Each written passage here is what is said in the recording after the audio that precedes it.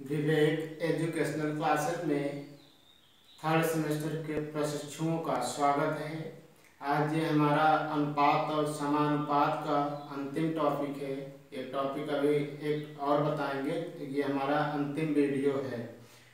हम आप सबसे यही विनती करेंगे कि हमारे चैनल को जितना से हो सके उतना ज़्यादा आप सब शेयर करिए, और जितना शेयर होगा उतना ही हमारा मनोबल बढ़ेगा। हमारा मनोबल बढ़ेगा तो इसी तरह हम टॉपिक वाइज आपके समक्ष हम क्वेश्चन लेके उपलब्ध रहेंगे। तो आज हम देखेंगे इस वीडियो में हम बात करेंगे अनुपाती विभाजन पर आधारित प्रश्न कि आपको अनुपातिक विभाजन पर किस प्रकार का क्वेश्चन पूछता है। ठीक ना भैया, आपके एग्जाम में कैसे पूछता है। तो इसमें देखिए, इसमें आपको एक या दो दे दिया जाएगा। कहेगा कि ए बी सी को 2, 3, 4 के अनुपात में कुछ धन दिया गया, जैसा कि आपको एक क्वेश्चन दिया गया है। तो क्वेश्चन क्या है, ए बी सी को 2400 रुपये 2:3:5 के अनुपात में बांटा गया। ठीक ना भैया, अर्थात ए बी सी को कुल 2400 रुपये दिया गया। अब 2400 रुपये दिया गया और किस अनुपात में दिया गया है, 2:3:5 के अनुपात में दिया गया है। तो पूछा है सबसे अधिक धन किसको और कितना मिलेगा। तो हम देखते हैं कि हमें अनुपात और समानुपात के लैंग्वेज आधारित प्रश्न में सबसे पहले हमें ज्ञात क्या करना है। सबसे पहले ये देखना है कि क्वेश्चन में दिया क्या है, क्वेश्चन कहना क्या चाहता है और क्वेश्चन पूछ क्या रहा है। अगर ये तीन चीज आप निश्चित कर लिए तो आपका सलूशन तुरंत आपके माइंड में घूमने लगेगा। देखिए कैसे कि अब दिया क्या है, ए बी सी को 2400 रुपये 2:3 के अनुपात में बांटा गया है। तो हम मान लेंगे, ठीक ना भैया। तो हम क्या मान लेंगे भैया, अब यहाँ पे देखेंगे, ठीक ना भैया। अब इस क्वेश्चन में अब देखिए, अब यहाँ पे देखिए आपका दे रखा है कि यहाँ पे अनुपात दे दिया है, ए बी सी को 2:3:5 के अनुपात में दिया है। तो अब इसी क्वेश्चन में देखिए दे दिया है सबसे अधिक धन किसको मिलेगा, तो किसको सबसे ज्यादा अनुपात में पैसा मिल रहा है। तो ए बी सी को देखिएगा, अब यहाँ सॉल्व कैसे करते हैं। सॉल्व होगा ए बी सी का अनुपात बराबर का अनुपात कितना है भैया, अनुपात है 2:3:5। ये अनुपात दिया है, अर्थात ए को 2 अनुपात में, बी को 3 अनुपात में और सी को 5 अनुपात में पैसा बांटा गया है। तो कुल पैसा कितना है भैया, कुल पैसा कितना है, कुल पैसा है 2400 रुपया। कितना है भैया, कुल पैसा 2400 रुपये है। तो अब कहा पूछ क्या रहा है, सबसे अधिक धन किसको मिलेगा। तो सबसे अधिक धन किसको मिलेगा, सबसे अधिक धन किसको मिलेगा, सबसे अधिक धन सी को मिलेगा। किसको मिलेगा, सी को मिलेगा। क्योंकि अब यहाँ देखिएगा, क्योंकि सी का अनुपात सबसे अधिक है इसलिए सी को सबसे अधिक धन मिलेगा। एक आंसर तो आपको आपकी क्वेश्चन में ही दे दिया है। अब दूसरा पूछ रहा है कि कितना धन मिलेगा, कितना धन मिलेगा। और कितना धन निकालने के लिए हम करते क्या हैं कि सर्वप्रथम क्या करते हैं, कितना धन निकालने के लिए सर्वप्रथम हम क्या निकालते हैं, दिए हुए अनुपात का आनुपातिक योग निकालते हैं। क्या निकालते हैं, आनुपातिक योग। तो आनुपातिक योग क्या होगा, 3, 2, 5, 5, 10। ठीक ना भैया। तो सी को कितना धन मिलेगा, सी का धन बराबर क्या होगा भैया, सी का धन। तो 2400 में कितना धन मिलेगा, 2400 में ही धन मिलेगा सी को, 2400 से बाहर नहीं दिया जाएगा। तो 2400 का कितना धन, आनुपातिक मान बटे 5 बटे आनुपातिक योग बटे 10। 1 0 से 1 0 कटा, कटा कि नहीं कटा भैया। तो अब क्या हुआ, 24 पंचे 5 20, 5 दूनी 10, 2 12, 1200 रुपए, अर्थात सी को कितना मिलेगा, 1200 रुपए मिलेगा। अब देखेंगे इस टाइप के क्वेश्चन में हम बताए ना कि सर्वप्रथम आप देखिए क्वेश्चन में दिया क्या है, क्वेश्चन कहना क्या चाहता है, क्वेश्चन पूछ क्या रहा है। तो क्वेश्चन में दे दिया था 2400 रुपए को 2, 3, 5 के अनुपात में ए बी सी को देना है। तो सबसे अधिक धन किसको मिलेगा, जिसका सबसे बड़ा अनुपात रहेगा उसी को सबसे ज्यादा धन मिलेगा। फिर कितना धन मिलेगा, तो कितना धन का मतलब 2400 में कितना धन मिलेगा, तो कितना का मतलब हुआ कि सबसे पहले आनुपातिक योग निकालिए, फिर उसके बाद कितना धन बराबर 2400 जितना धन दिया रहे उसी का अनुपातिक मान बटे अनुपातिक योग लगा देंगे, आपका आंसर आ जाएगा। एक क्वेश्चन और देखना भैया, उसी टाइप का एक क्वेश्चन और है आपके समक्ष, लेकिन इसमें थोड़ा सा बदल दिया है, थोड़ा सा देखिए अंतर दिया है फर्स्ट वाले क्वेश्चन से। उसमें क्या था कि आपको समृद्ध अनुपात दे दिया था, समृद्ध अनुपात दे दिया था, लेकिन इसमें देखिए अनुपात को अलग अलग दे दिया है। अब अलग अलग कैसे दिया है, कहा है कि एक्स वाई जेड में 3500 रुपए इस प्रकार बांटा गया, अर्थात एक्स वाई जेड में कुल कितने रुपए बांटे गए हैं, 3500 रुपए ही बांटे गए हैं। 3500 से बाहर एक्स वाई जेड को रुपया नहीं दिया जाएगा। अगले स्टेप में कहा गया कि यदि एक्स वाई को 5:4 में और तथा वाई अनुपात जेड को अर्थात वाई जेड को 3:2 में रुपया बांटा गया, कितना बांटा गया, 3500 बांटा गया। तो पूछ रहा है वाई को कितना रुपए मिलेगा। अब इसमें देखिए आपका अनुपात देखिए अलग अलग दे दिया है। तो अब इस तरह के अगर आपको सवाल अगर दिख जाए तो सबसे पहले आप करेंगे क्या, इसका आप समृद्ध अनुपात निकालेंगे। तो जिसका हम समृद्ध अनुपात निकालने के लिए पिछले वीडियो में हमने अच्छा सा चर्चा किया है, आप वहां देखेंगे उस चीज को, ठीक ना भैया। लेकिन अब यहाँ भी देखेंगे समृद्ध अनुपात में सबसे पहले एक्स वाई जेड का मान निकालना है।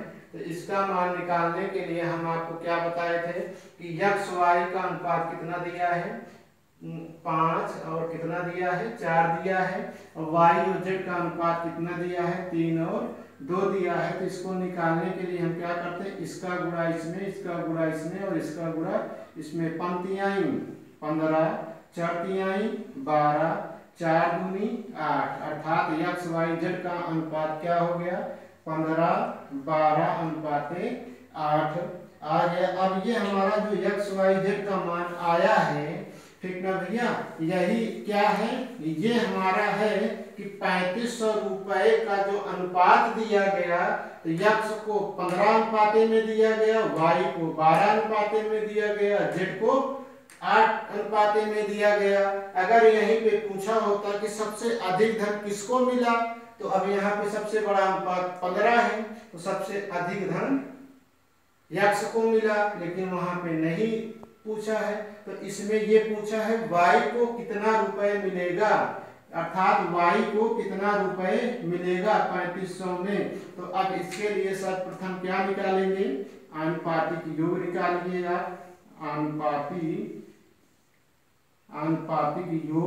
आनुपातिक योग कितना होगा भैया, 12, 8, 20, 20, 20, 10, 30, 5, 35। अब ये आनुपातिक योग हमने 35 निकाला, तो y को कितना धन मिलेगा, तो y का धन बराबर, y को मिला धन बराबर क्या होगा भैया, 3500 में ही मिलेगा। तो 3500 गुणे आनुपातिक मान y का कितना है, 12 है, 12 बटे 35, 35 कम 35 तो बराबर क्या होगा, 100 गुणे 12, तो अर्थात क्या होगा, 1200 रुपए, अर्थात वाई को कितना धन मिलेगा, 1200 रुपए मिलेगा।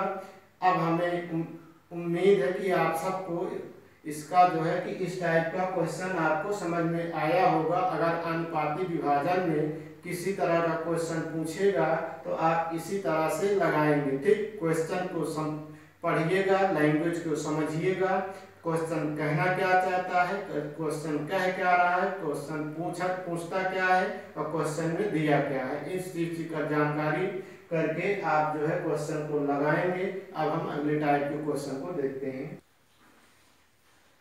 ठीक भैया, नेक्स्ट टाइप में अनुपात और समानुपात में आपका सिक्कों पर आधारित प्रश्न है कि आपके पास सिक्कों के आधारित पे प्रश्न पूछता कैसे है, एक क्वेश्चन के माध्यम से हम समझते हैं। वो क्वेश्चन क्या है कि एक थैली में 1 रुपये 50 पैसे तथा 10 पैसे के सिक्का 3:4:10 के अनुपात में है।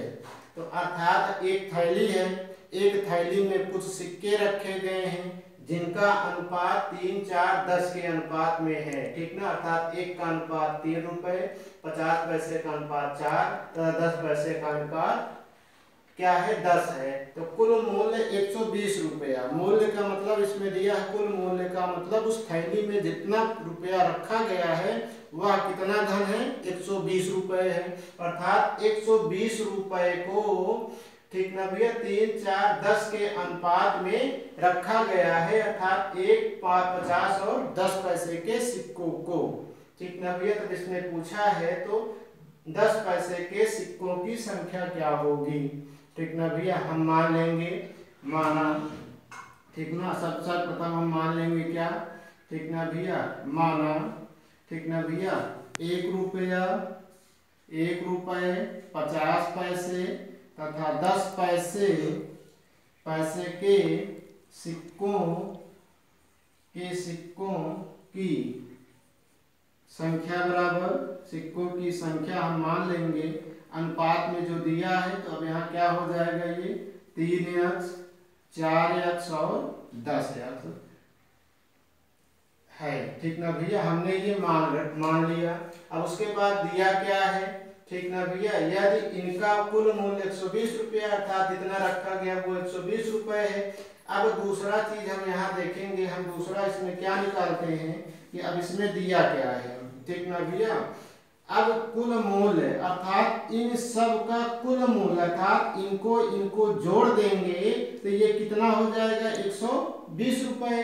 ठीक ना भैया, या हम सीधे से समझ लेंगे कि ये जो हमारा जो दिया गया है 3:4:1 ये हमारा अनुपात दिया है। अब जो हमने संख्या निकाला है सिक्कों की कुल संख्या, तो कुल संख्या का मान हमारा क्या है, कुल मूल्य 120 रुपए है। तो अब हम देखेंगे ये हमारा जो 3x है, ठीक ना भैया, ये जो हमारा जो 3x है 1 रुपये है। अब यहाँ देखेंगे इसका यूनिट हम बराबर कर लेंगे, अगर रुपया रुपया को बदल लीजिए या पैसे पैसे को बदल लीजिए तो हम रुपया में बदल लेंगे। 1 रुपया है तो 1 रुपये को हम 3x लिख लिए। अब देखेंगे अब यहाँ हमारा क्या है 50 पैसे है, क्या है भैया हमारा यहाँ पे 50 पैसे है। तो 50 पैसे के कितने सिक्के होते हैं, 2 सिक्के होते हैं। क्या होते हैं भैया, 2 सिक्के होते हैं। तो अब ये हमारा क्या होगा 2x होगा। ठीक ना भैया, अब यहाँ पे हम देखेंगे क्या, ठीक ना भैया, अब 2x होगा कैसे, क्योंकि अब यहाँ देखेंगे अब 2x होगा क्या, क्योंकि अब यहाँ 4x दिया है, ये हमारा 4x दिया है। तो 4x में 50 पैसे का अनुपात दिया था, तो ये 50 पैसे के सिक्कों की संख्या 4x थी। तो 1 रुपये में कितने 50 पैसे होते हैं, 2 होते हैं। फिर प्लस अब यहाँ देखिए 10x है। ठीक ना भैया, तो 1 रुपये में 10x के सिक्कों की संख्या कितनी होगी 10 होगी। तो कुल कितना है 120 रुपये है। ठीक ना भैया, 2 दूना 4, तो ये क्या होगा 3x धन 2x धन x बराबर 120। तब इसका मान 3 2 5 1 6x बराबर क्या होगा 120 होगा। ठीक ना भैया, तो अब देखेंगे अब यहाँ निकालेंगे 6 1 कम 6 6 दूनी 12। तो x बराबर कितना हो गया भैया 20 आया। तो हमें निकालना क्या है 10 पैसे के सिक्कों की संख्या। तो 10 पैसा हमारा ये हुआ, तो 10 पैसे का अनुपात क्या है 10x। तो 10x होगा तो क्या होगा 10 गुणे 20 बराबर क्या होगा 200। अर्थात 10 पैसे के सिक्कों की संख्या कितना होगा 200 होगा। इसी टाइप का क्वेश्चन और देखते हैं। नेक्स्ट क्वेश्चन सिक्कों आधारित पर है। अब देखिएगा अब इसमें दिया क्या है, थोड़ा सा परिवर्तन किया है। वह परिवर्तन क्या किया है क्वेश्चन के माध्यम से समझते हैं कि अब दिया है 130 रुपए की राशि में 50 पैसे 10 पैसे तथा 5 पैसे के समान सिक्के हैं। अब कुल राशि 130 रुपए है, ठीक ना भैया। अब 50 पैसे, 10 पैसे और ठीक ना भैया और 5 पैसे के समान सिक्के हैं, तो प्रत्येक प्रकार के सिक्कों की संख्या कितनी होगी। अब इसमें क्या पूछ लिया कि सिक्कों की संख्या कितनी होगी, जो अर्थात जैसे कहा जाए कि 20 रुपए है, हमने 20 रुपए एक थैली में रखा, 20 रुपए एक थैली में रखा, तो अगर हम कहें कि उस थैली में 5-5 रुपए के सिक्के रखे हैं, तो उस थैली में 5 रुपए के कुल कितने सिक्के होंगे, तो आप तुरंत बताएंगे 5 चौक 20, अर्थात उस थैली में 5 रुपए के 4 सिक्के रखे गए। अब फिर अगर यहीं पे पूछा जाए, ठीक ना भैया, अब 25 रुपए रखा गया, अब उस थैली में अगर फिर से कहा जाए कि एक थैली में 25 रुपए है, उस थैली में अलग अलग सिक्के रखे जाए, कहा जाए कि 5 रुपए के 2 सिक्के रखे, 3 सिक्के रखे गए, कुछ 5 रुपए के सिक्के रखे गए, कुछ 1 रुपए के सिक्के रखे गए, तो बताइए उस थैली में कुल सिक्कों की संख्या कितनी होगी। तो आप देखिएगा, अब वही देखिएगा, उसी ऐसे ही क्वेश्चन को बढ़ाया है, तो इसको हम समझेंगे। कैसे समझेंगे कि अब यहाँ हम मान लेंगे, माना प्रत्येक प्रकार के सिक्कों की संख्या x है, हम मान लेंगे, माना ठीक ना भैया प्रत्येक प्रकार के सिक्कों की संख्या, प्रत्येक प्रकार, अब इसको हम मानने के बाद अब देखिएगा प्रश्नानुसार, ठीक ना भैया, प्रश्नानुसार का क्या रहा है, ठीक ना भैया। अब जो थैली में रखा गया है, इन सब का योग ही तो थैली में रखा जाएगा भैया। क्वेश्चन को समझिएगा, इन सब का योग ही तो थैली में रखा गया है भैया, अर्थात क्या है। अब यहाँ जब हम मान लिए हैं, तो हम ऐसे इसको ऐसे भी कर सकते हैं, तब ये हमारा क्या होगा, अब यहाँ पे हमारा ये 50x होगा, हम 50x तो लिखेंगे नहीं, हम इसका यूनिट पहले समान करेंगे।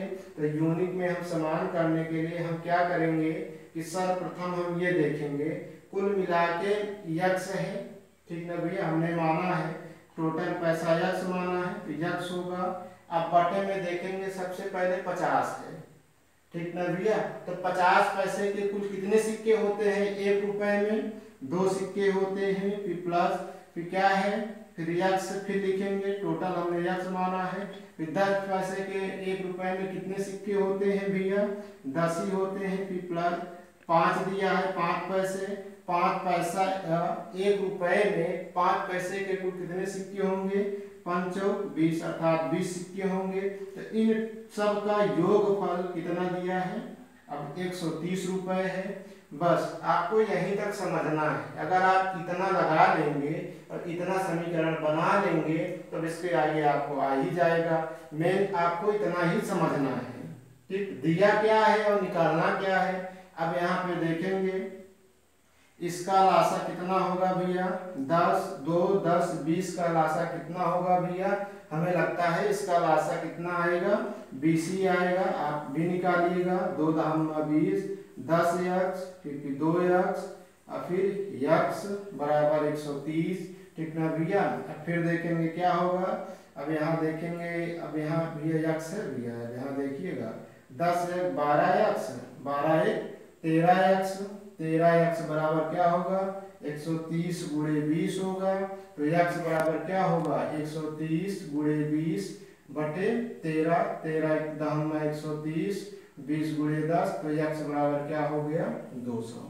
यही क्या होगा भैया आंसर।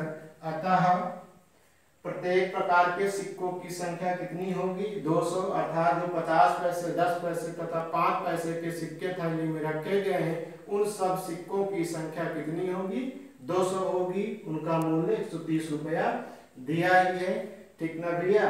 अब देखिएगा, अगर आपके पैसों के आधारित पे ये 2 टाइप के हमने आपको क्वेश्चन बताए हैं, और इसी टाइप का आपके चाहे टेट में हो, टेट में अगर पूछता है तो उसमें भी पूछ लेगा, डीएलएड में अगर पूछता है तो डीएलएड में पूछ भी लेगा। अब अगला हमारा लास्ट टॉपिक है आय व्यय पर आधारित प्रश्न। हेडिंग डालिएगा भैया, आय और व्यय पर आधारित प्रश्न। अब देखते हैं कैसे क्वेश्चन पूछते हैं। भैया अब अगली हेडिंग आप डालेंगे आय व्यय पर आधारित प्रश्न। ये अनुपात और समानुपात का लास्ट टॉपिक है, इसको हम अच्छे से समझेंगे और इसमें से क्वेश्चन अधिकतर पूछता भी है, देखेंगे। अब इसमें क्वेश्चन देखिए क्या पूछता है। क्वेश्चन को पहले आप अच्छी तरीके से पढ़िए। लैंग्वेज आधारित पे अगर आपको क्वेश्चन दिया जाता है तो आपके अंदर उतनी समझ होनी चाहिए। अगर आपके अंदर उतनी समझ नहीं है तो उतनी समझ आप विकसित करिए कि क्वेश्चन में दिया क्या है, क्वेश्चन कहना क्या चाहता है, क्वेश्चन पूछ क्या रहा है। ये तीन चीज अगर आप पकड़ लेंगे तो आपका कॉन्सेप्ट तैयार हो जाएगा। देखते हैं कैसे कि ABC के मासिक वेतन का अनुपात 2-3-5 है, ठीक ना भैया। फिर कह रहा है यदि C का मासिक वेतन A के मासिक वेतन से 1200 रुपए अधिक है तो B का वार्षिक वेतन बताइए, ठीक ना भैया। मासिक दिया है, वार्षिक पूछ रहा है। पहला चीज इसको आप ध्यान रखिएगा। अब देखिएगा दिया क्या है, हम मान लेंगे, हम मानेंगे क्या पहले भैया, हम मान लेंगे माना, ठीक ना भैया, ABC का मासिक वेतन 2x,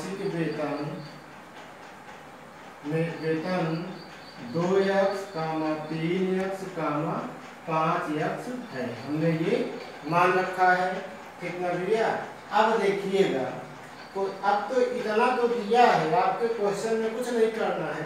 अब देखिए क्वेश्चन कह क्या रहा है, प्रश्न कह क्या रहा है, ठीक ना भैया। जो प्रश्न कहता है उसी को हम प्रश्नानुसार लिखते हैं। क्या लिखते हैं? प्रश्नानुसार लिखते हैं। कह रहा है C का मासिक वेतन, C देखिए हम वही लिख रहे हैं जो क्वेश्चन कह रहा है। C का मासिक वेतन, ठीक ना भैया, C का मासिक वेतन बराबर कह रहा है A के मासिक वेतन से 1200 रुपए अधिक है। A से 1200 अधिक है, ठीक ना भैया। हमने अपने मन से नहीं लिखा, क्वेश्चन में जो कहा हमने वही लिख दिया। अब देखिएगा तो C का मासिक वेतन कितना है भैया, C का 5x है। क्या है? 5x बराबर A का मासिक वेतन कितना है, तो A का 2x है, 2x है। फिर कितना अधिक है? 1200 अधिक है, प्लस 1200, ठीक ना भैया। अब इसको सॉल्व कर लेंगे। अब ये प्लस में है, इस तरफ आएगा माइनस में हो जाएगा। 5x माइनस 2x बराबर 1200, 5 में से 2 गए, 3x बराबर 1200। तो फिर क्या होगा? x बराबर 1200 बटे 3, 3 कम 3, 3 चौक 12। तो x बराबर क्या हुआ? 400 हुआ। अब क्वेश्चन पूछ क्या रहा है? क्वेश्चन पूछ रहा है कि बताइए B का वार्षिक वेतन कितना होगा। तो B का वेतन बराबर क्या होगा?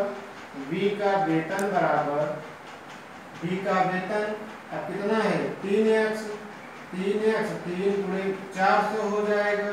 तो बराबर क्या होगा? 4 1200 होगा। लेकिन अब ये तो B का क्या निकला है? मासिक वेतन। पूछ क्या रहा है? वार्षिक बराबर क्या हो जाएगा? वार्षिक का मतलब हुआ सालाना।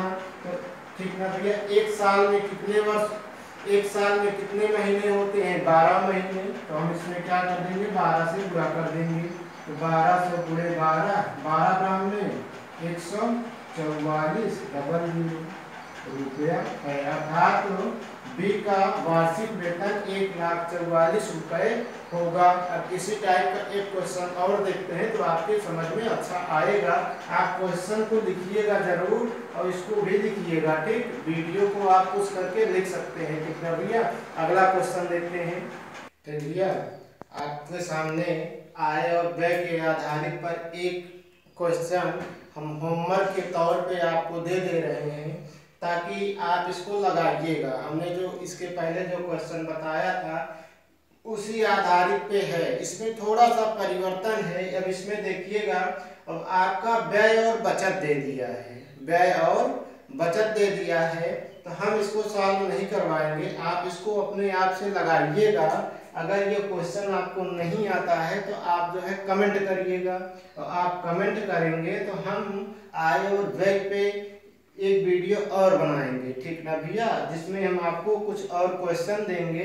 लेकिन हम चाह रहे हैं कि आप पहले हम जितने आपको वीडियो दिए हैं अनुपात और समानुपात में, अगर आप उसको नहीं देखे हैं तो उसको आप जरूर देखिएगा। हम आपको विश्वास दिलाते हैं कि अनुपात और समानुपात में जितने टाइप के क्वेश्चन बन सकते थे हमने आपको वीडियो के माध्यम तक आप तक हमने पहुंचाया है। हमारा जो कर्तव्य था हमने वो कर्तव्य किया है। अब आपका कर्तव्य बनता है, आप उसको करिए। आपका जो कर्तव्य है, अर्थात आपका कर्तव्य है कि वीडियो को अच्छी तरह से देखिए और उसको समझिए और कॉपी पेन लेके उसको कॉपी में उतारिए क्वेश्चन को और वीडियो को देखिए। फिर उसके बाद क्वेश्चन को अपने आप से हल करने का प्रयास करिए। तो आपको समझ में नहीं आता है तो आप हमारे कमेंट बॉक्स में जाके कमेंट करिए कि सर हमको ये चीज़ नहीं समझ में आया, तो हम फिर से आपको वीडियो के माध्यम से या किसी माध्यम से हम आपको समझाने का प्रयास करेंगे। अब ये तो रहा हमारा अनुपात और समानुपात का आज का अंतिम टॉपिक, और जिसको हमने सफल भी बनाया। अब आपका कर्तव्य है कि आप भी इसको देख के हमारे वीडियो को, हमारे चैनल को सफल बनाइए। लेकिन हम चाहेंगे कि अगर आप हमारे चैनल से जुड़े हैं, अगर देख रहे हैं, तो आप जैसे आपका, ठीक ना भैया, ये आप थोड़ा भी ना समझिएगा कि ये आपका फ्री है, ठीक ना भैया। आप हमारे लिए कुछ कर सकते हैं। आपको सिर्फ करना है कि इस चैनल को आप सारे प्रशिक्षुओं तक पहुंचाइए। जो भी थर्ड सेमेस्टर में पढ़ रहे हैं उन तक पहुंचाइए और उनसे कहिए कि आपको अच्छे से अच्छे मैटर, ठीक ना भैया, घर बैठे आप पढ़िए। आपको मिल रहा है, आपके पास व्यवस्था है। आजकल तो हर घर में हर एक स्टूडेंट के पास एंड्रॉयड फ़ोन है, उसमें जियो सिम भी लगा होगा, रिचार्ज भी होगा जो फ्री होगा, उसको आप यूज बनाइए, ठीक ना भाई। यूजलेस ना करिए, उसको यूज करिए अपने करियर में। जैसा कि आप जान रहे हैं कि 69,000 वैकेंसी क्लियर हो गई है, फिर से हमारी वैकेंसी एक नई आएगी, आप भी उसमें प्रिपेयर होंगे, ठीक ना भैया। लेकिन उसके लिए आपको पहले अच्छी खासी तैयारी करना पड़ेगा। थर्ड सेमेस्टर में है तो आप थर्ड सेमेस्टर की तैयारी आगे दूरदृष्टि रख के देखिए कि अब 2018 बैच के भी प्रशिक्षु आने वाले वैकेंसी में शामिल होंगे।